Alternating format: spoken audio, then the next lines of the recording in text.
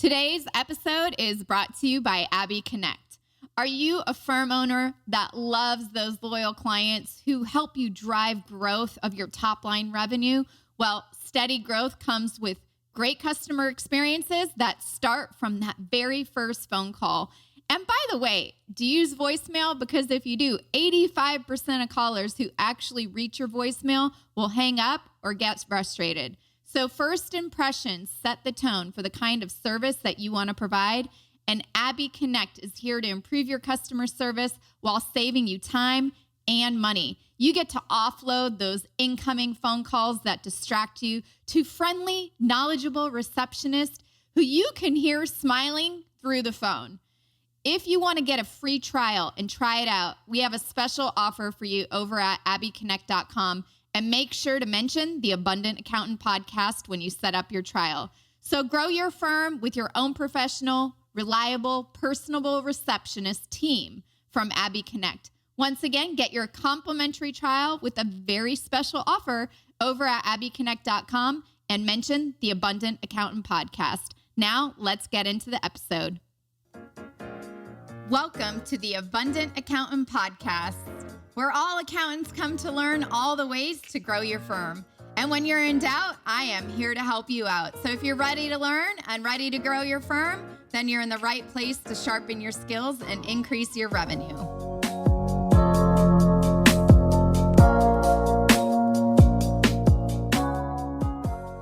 Welcome to the Abundant Accountant podcast. This is where accounting professionals come to learn all of the most efficient and powerful ways to grow their firm, improve and sharpen their skills, and have consistent, increasing revenue flowing in your doors.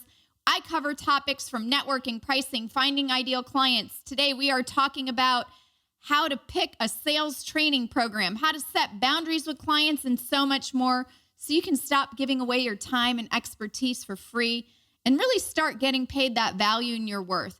You will learn tips and strategies, as well as hear some personal interviews from successful accounting professionals and sales trainers. That's who we have today. So this podcast will show you exactly how to create a business and life of your dreams, full of abundance and the clients you actually want to work with. And today we have a very special guest. Our special guest has a 30-plus year career in sales since being a college student. He was selling educational books door to door in the summers to pay for his school. He has consistently been a top salesperson amongst several thousands of students. Since that time, he spent his entire career in direct sales, sales management, and most recently doing sales training and consulting. I was super excited to meet him. He is a master facilitator. He's energetic and engaging, has lots of fun personalities, worked with tons of companies.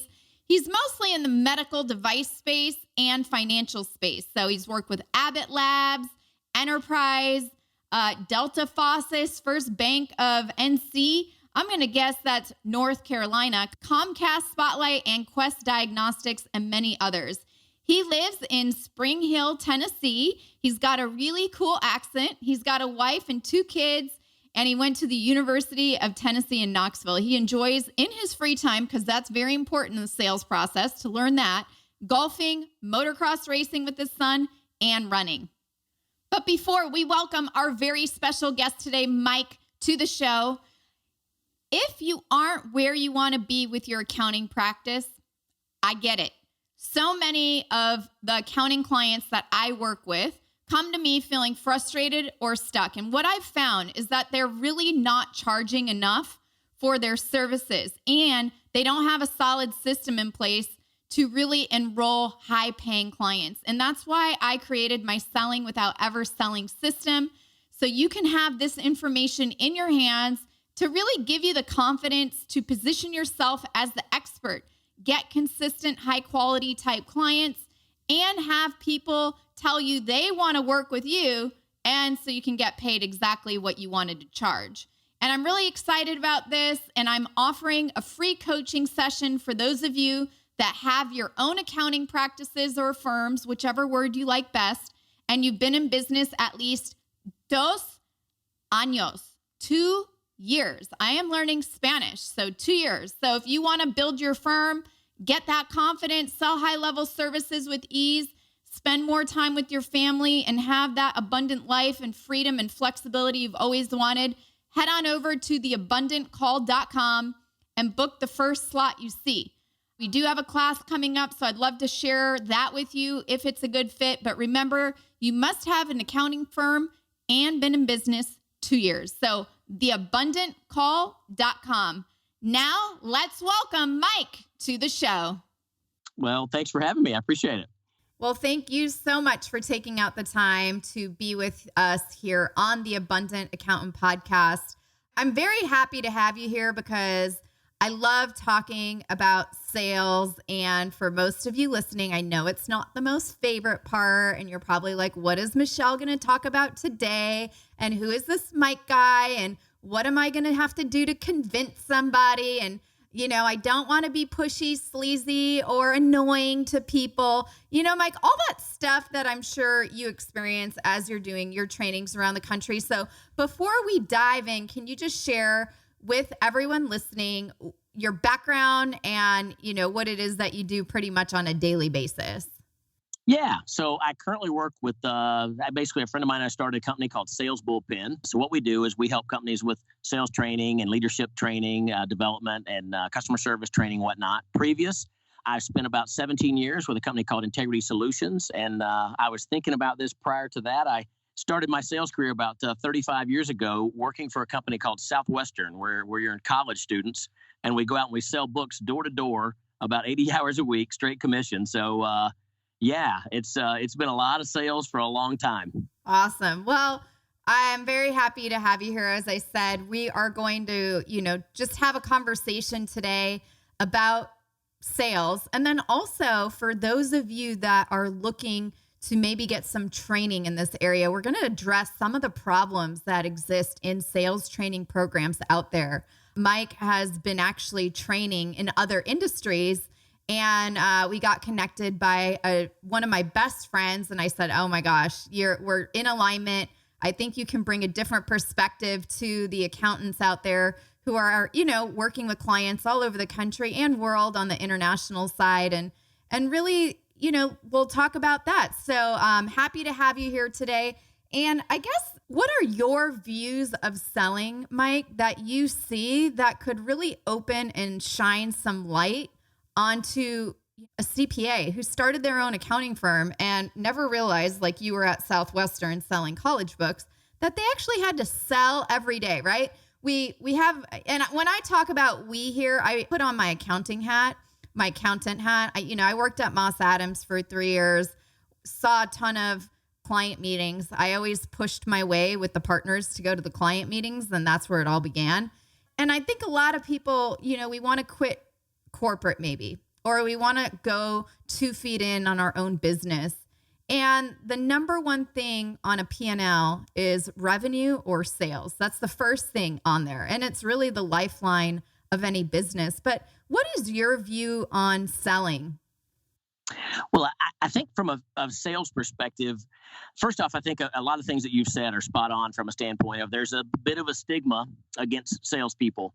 And so I don't think necessarily that people dislike salespeople. I think maybe they look at a sales experience that they've had that didn't go well when you think about salespeople and it's negative. So one of the first things we've got to think about, to me, is what is my view of selling? Do I see selling as uncovering needs, filling needs, and adding value to these people and solving their problems? Or do I see it as an interruption in their day and bothering people? And I'm bugging them. And I think one of the first things we have to think about is as you're saying, how do we define sales? Do I see it as that helping, or is it bothering? And if it's bothering, the mental side of selling, I'm going to do anything I can do to not have to go out and do that, and I call it creative avoidance. But anything that I can creatively do rather than sell right now, then those are the things that I want to go do. So I think the biggest thing for me is when I start working with, honestly, non-selling professionals that are in a sales role, I want to first define that role of, hey, if you think of service, you're uncovering needs, filling needs, and adding value in a service industry. That's what we do. Mm-hmm. And if you think about what selling is, it's uncovering needs, filling needs, and adding value. That's what sales is. And so once you make that shift, and it's not such a dirty word, then you can make your way from, I want you to picture a table. You're not across the table anymore, but I'm coming to your side of the table to help you solve your problems. And when you start looking at it from that perspective, now it's not such an evil thing, you know? Yeah, no, I love that. And part of when I coach and teach for all the accountants that I've worked with, I talk about that. It's like you're at that picnic table when you're a kid at the park with your friends.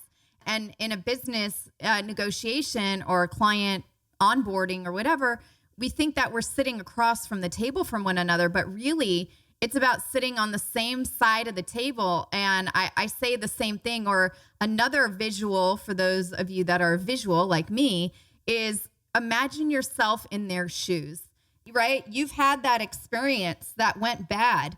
And now that's what you think about any experience where you're about to pay somebody for a service. That's your negative state. And unfortunately, every single human being has been there. We've all had that experience. And how can you create a different experience? And I love how you shared, there's 3 things that you define as selling. So I know a lot of the accountants listening, you guys have your yellow notepads out, but if you missed it, right, it's uncovering the needs, it's filling the needs, and then it's just adding value to them. And I love that, Mike, because you work with other professionals that are not salespeople. And really it's the best part, because just like an accountant or a physical therapist, we're here to help people. We're here to provide value, and we're here to change someone's life for the better. You don't have to sell.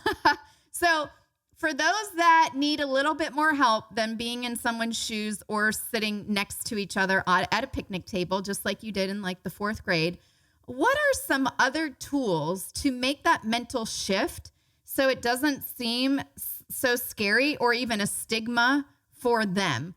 Are there any things that you teach in your sales trainings around the country that someone like my friend who introduced us, for someone who actually absolutely hates selling, thinks it's horrific, right? She's come a long way. She did a 180 as a physical therapist. And I think for all of the accountants listening, if you are in corporate and you're responsible for bringing in revenue, or you are ready to start your own firm because you want that freedom of time and flexibility and do things on your own term instead of working 12-hour days for someone else, this is the crucial piece of it. So what do you teach, Mike, that has worked?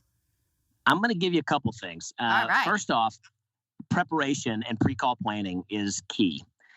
You as an accountant, you'd never go into a meeting unprepared and not having everything ready for a client that's coming in to talk through all their numbers and walk through those. So when you go into a sales call, it's thinking about preparation from a standpoint of, okay, what is it that are, and I think of some simple questions. What are some challenges that you're currently having? What are some things you'd like to see happening that aren't happening now? Just basic things to say, I've got to think in my mind, what are some challenges? In other words, why are they even, here's a good question. When you took the meeting today for us to get together, what were you hoping to learn more about so I can make sure I cover that information? And they'll tell you, here's some challenges that I'm having with my current accountant or my current firm or what's going on. So they'll start to share those things. Based on those, now I want to start follow-up questions. Tell me more about that. How long have you had that issue? I'm assuming you've tried other things. What did that look like? And so it's thinking in terms of preparation of what are some questions I'm going to ask.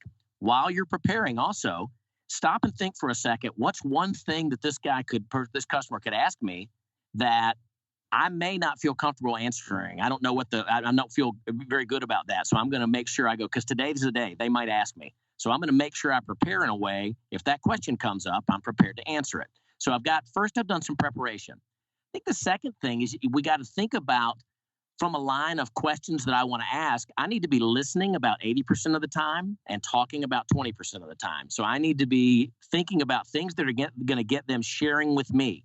So it's a simple process to go through is I call it the gap model, but it's basically current situation questions. Where are you now? What are you currently doing for this? What are you currently using for this type of whatever your business or whatnot? What would you like to, and that's current situation. Desired situation is, what would I like to see happening that's not happening now? In other words, what does that look like? And so if you can help them to kind of go from here's where they are now to here's what they'd like to see happening. So now they're sharing with me where they'd like to be. Now, if you think about, there's 2 pieces to that. Those are logical questions. And typically accountants are very good about the logical questions. And where the trap comes is if you're in any type of whether a technical sale, and I would say accounting is in that area, but any type of technical sale, that's when we love to jump in and share with you. Let me show you how smart I am, honestly, but let me show it and tell you all these things about us and what makes us different.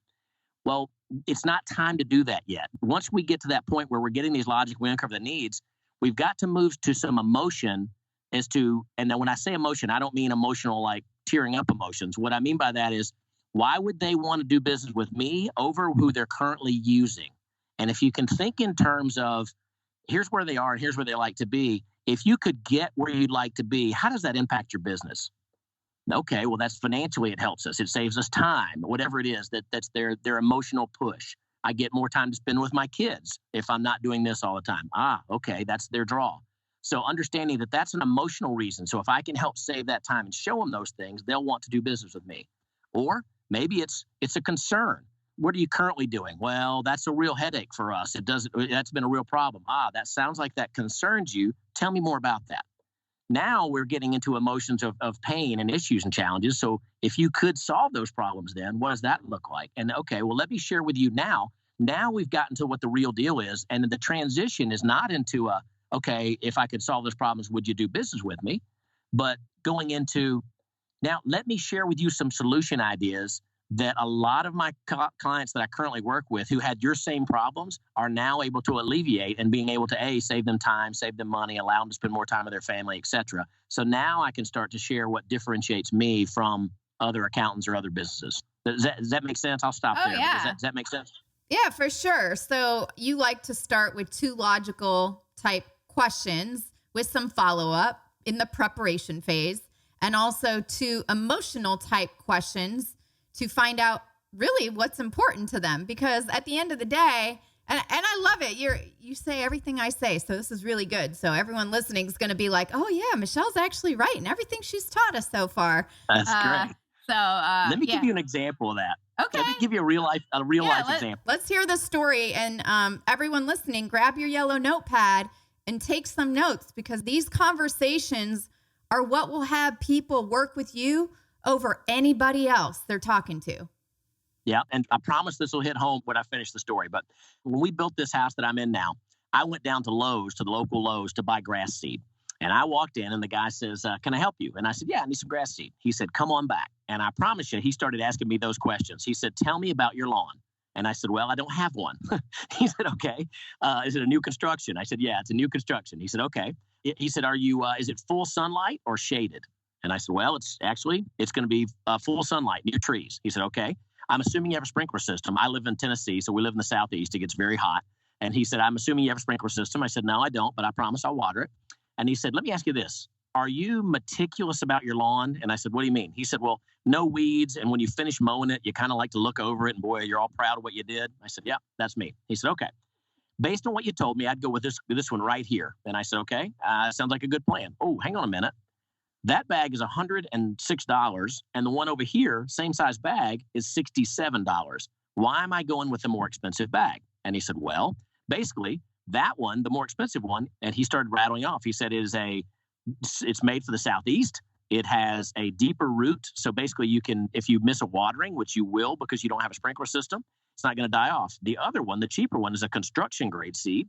It will probably die off if you miss a watering, and it has a lot of inner ingredients like weed seed and clover and stuff in it. The other one has about 0.14% weed seed, so you won't have any of those issues.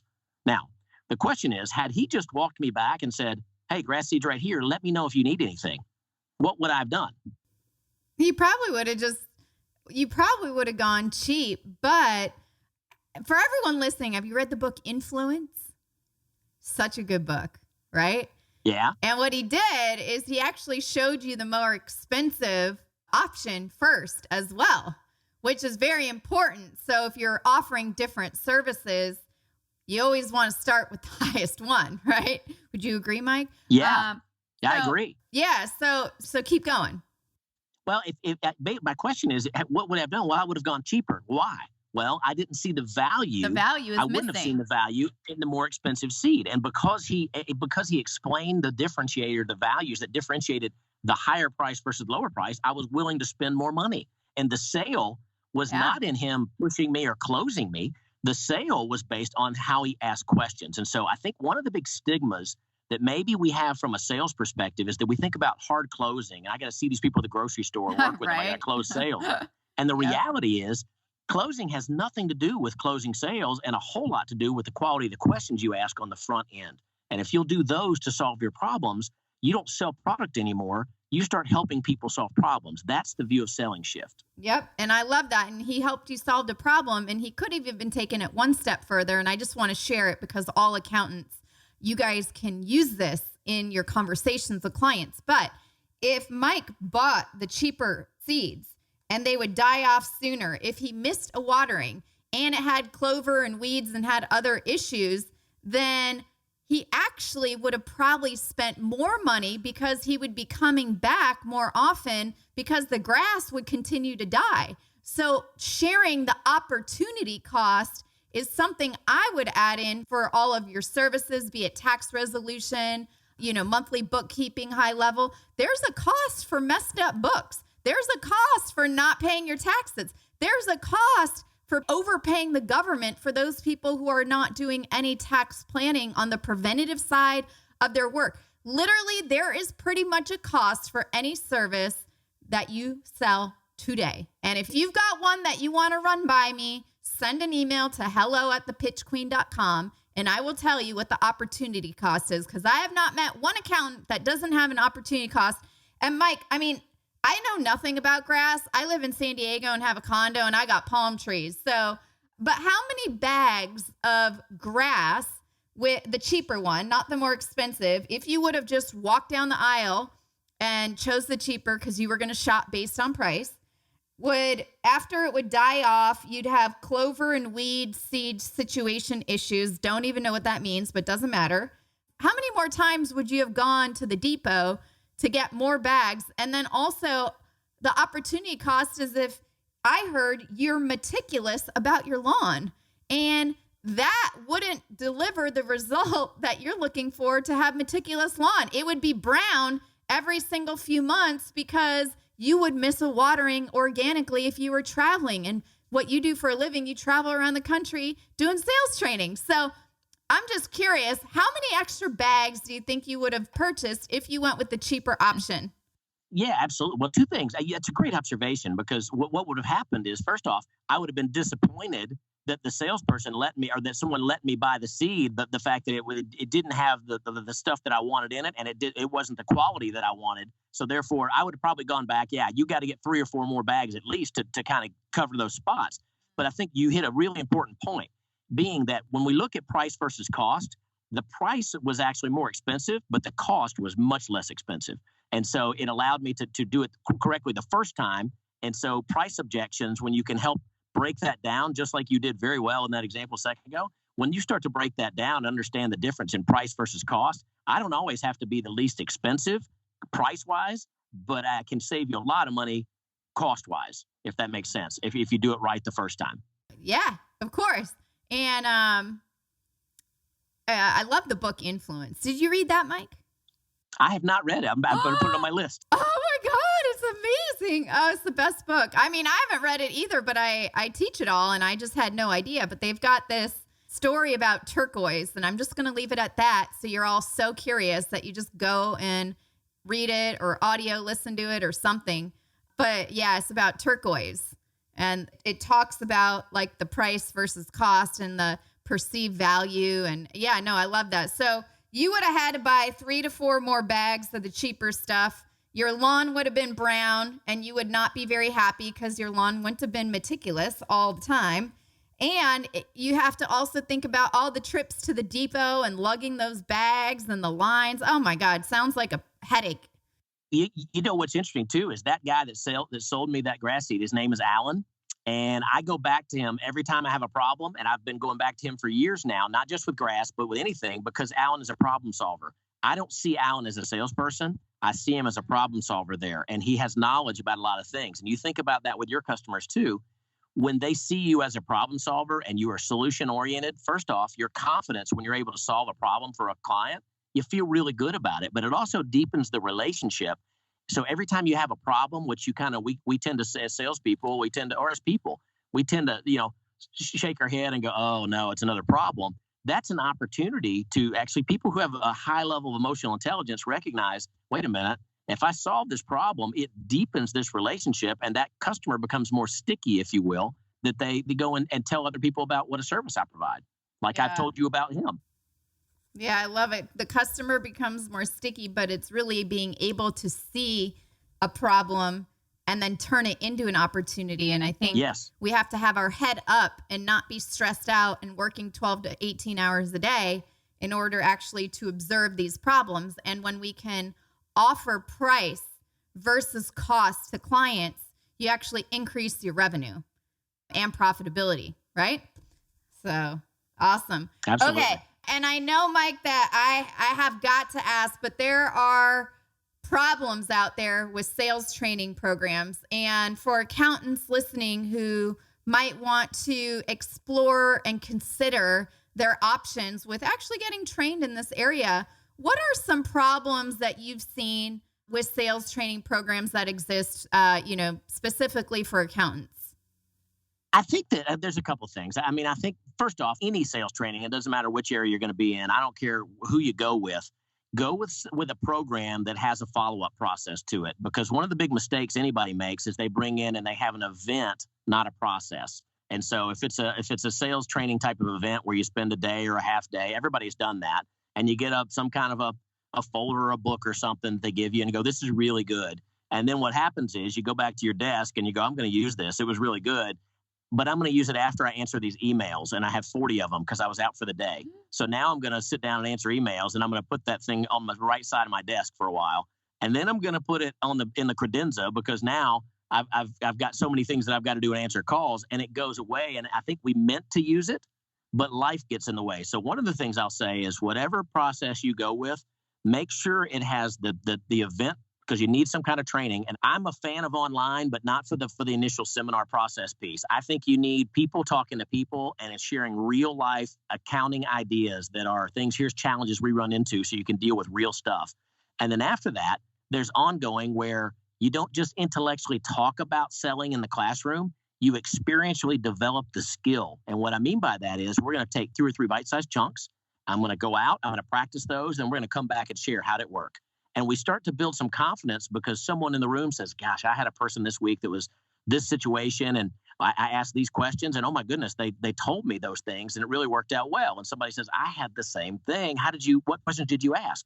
And then you start to learn. And the serendipity of those things is that you build confidence and develop that on your follow-up process. And I think I'm going to give you a shameless plug, but I believe your process has a follow-up process to it. So I think one of the things is... Yes, I do, Mike. I got follow-up. We have live talking people to people. My classes are not recorded online, pre-recorded. It is live, but, we got people in New York and LA and Texas, so it is done on Zoom.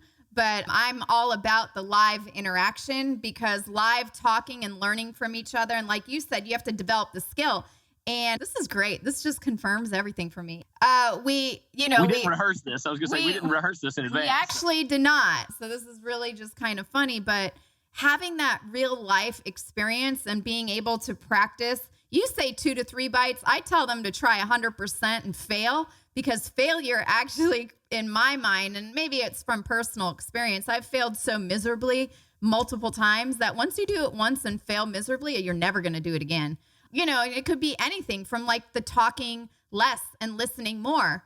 You just focus on that, plus the other main points on one meeting. And then the next meeting, you change it. You're not going to ever talk 80% of the time again because you're going to see a different result because of that confidence boost, because you got a new client, a new customer, whatever it is you got, it increases that confidence just a little bit every time. You're like, oh, it's like a treat with the dog, right? Do a spin and we give you a treat, right? For us, we have to train ourselves in a new skill set.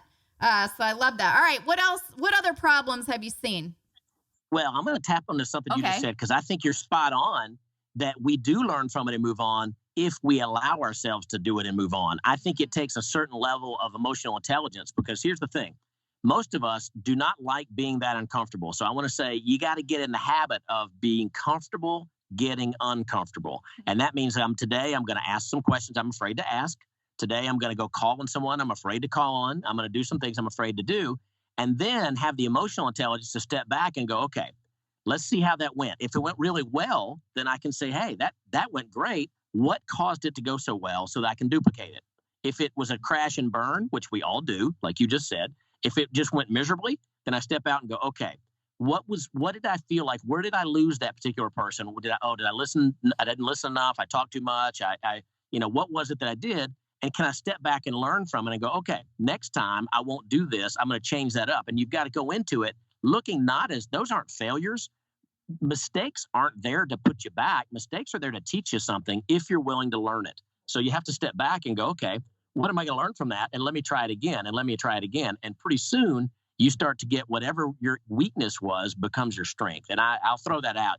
That's just being, tenacious. And if you're going to run a business, and I don't care what business it is, as an entrepreneur, that part, you just have to go, all right, I'm going at this with a good attitude. And if I didn't get everything I wanted out of it, tomorrow's a new day and you're going to start over and I'm going to go do it again. And showing up is half the battle. So that's, you hit on a few points there that yeah. I don't think I think it's easier said than done. And, but boy, here's this, base your success every day at the end of the day, not whether or not I made a sale or not, but did I do the activities because I can control the activities. I can't control who buys. So control the controllables, which are I called on the people I tried to call on. I went and followed up like I was supposed to do. I did all the things and if I'm honestly doing those things, then things will start to, it's just like going to the gym. If you're going to the gym every day and you keep going to the gym every day, sooner or later, you're going to see results. But if you're going through and you're doing not results producing activities, but you're just going through the motions type activities at the gym, then you can blame it on the machine or blame it on whatever else is not working. But at the end of the day, it's all about, did I do results producing activities? Because things will start to happen if you go, here's a little saying, good things happen if you talk to people. And that's true. Yeah. And if you talk to enough people, you're going to probably want to help enough people.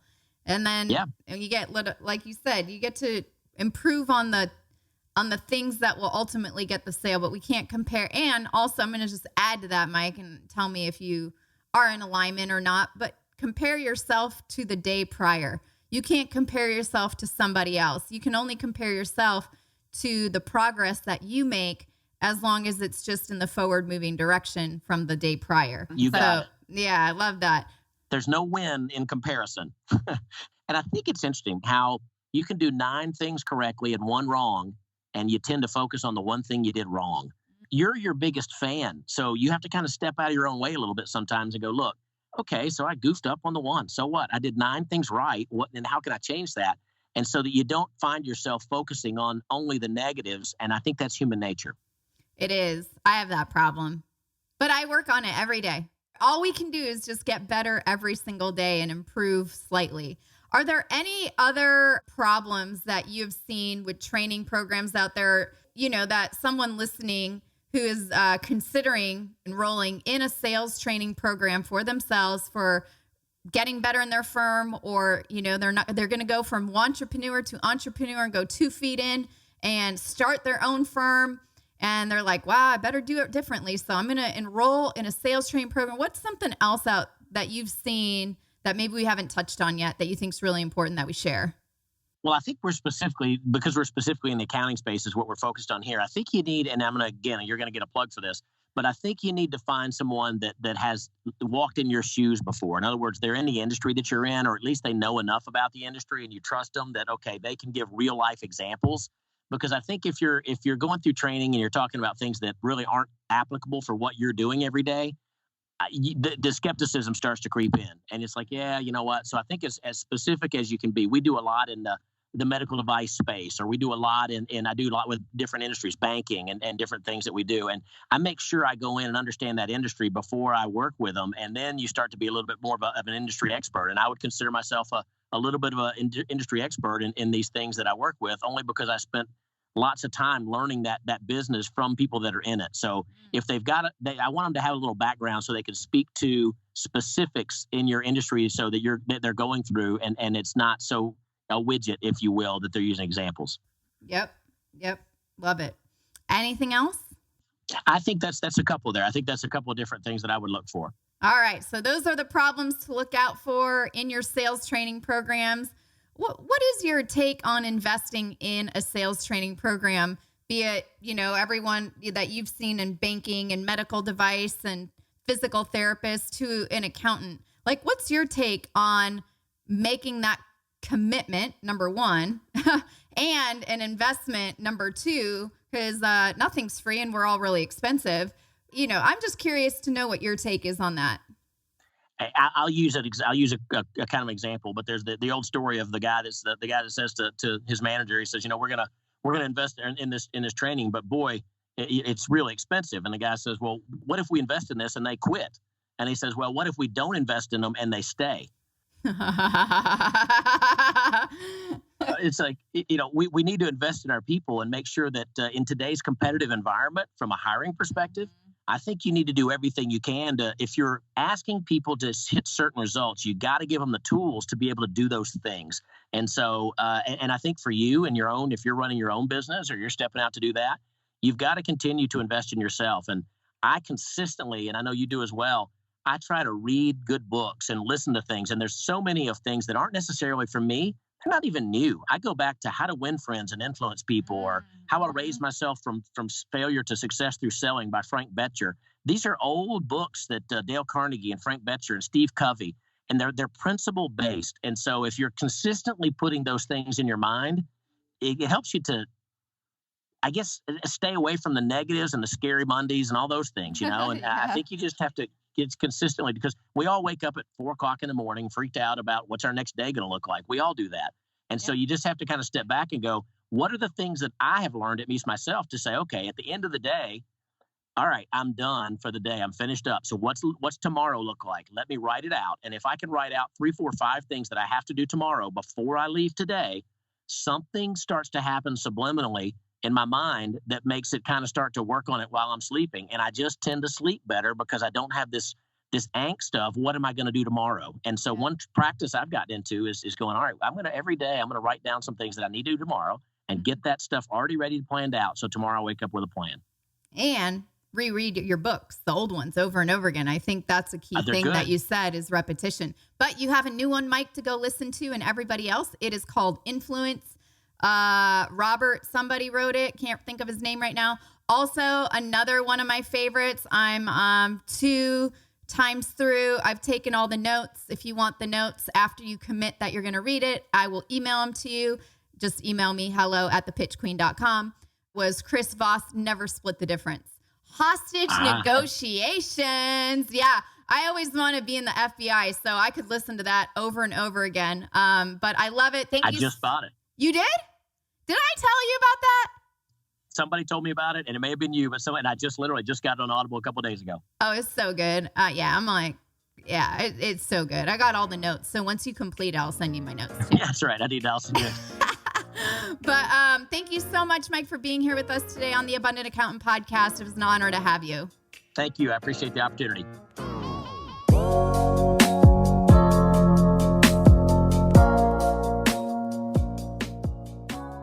What an amazing episode with Mike Fisher. So much goodness. Even after we ended it, he told me about another book that I think some of you might really like. And it's called The Inner Game of Selling. And it all is integrity-based selling, which is the way I teach and do. So that's another one. If you're an Audible listener, feel free to get that. There's also a different book that they wrote called Integrity Selling. Very similar principles that you can get. So lots of book recommendations today. And also lots of things to look out for in the problems that exist with sales training programs today. And I'm very happy to share that all of my sales training, I would call myself an industry expert for accountants. So I can sell high-level tax plans. I've done $64,000 engagements all the way down to like 20. But I can appreciate everything Mike shared. And remember, if you are an accounting professional and you've had a business for 2 years and you're not where you want to be with your accounting practice, I completely get it. And I'm here to support you because a lot of the people I've worked with come to me just a little frustrated, sick of leaving money on the table, or maybe you're just stuck because we don't have a solid system in place to attract those higher paying clients. So if that is you, I am doing a free coaching call over at theabundantcall.com. If you want to grab the first slot that you see that works for you, you'll be with myself or my partner, Denise. And we'll really talk about where you're at with your sales process, how you want to build your firm, the confidence in selling those services with ease so you can have more freedom and flexibility. So if you've been in business 2 years, have an accounting firm, head on over to theabundantcall.com. I hope you learned a lot, took lots of notes on your yellow notepads, or lately I've seen some of you with these iPads that save your notes. That's really cool. And I will see you in the next episode. Thank you all so much for joining me, and I hope to talk to a few of you very soon. Thank you all so much for joining us here on another episode of the Abundant Accountant Podcast. It's always so fun to be here with you. And if you believe that first impressions set the tone for any kind of service that you provide, then Abby Connect is here to improve your customer service while saving you time and money. So contact abbyconnect.com to offload your incoming calls to a friendly, knowledgeable receptionist who you can actually hear them smiling through the phone. You will get a special offer if you mention the Abundant Accountant Podcast, and you'll get a free trial with a special offer over at abbyconnect.com. So thank you all so much for joining, and have a beautiful day.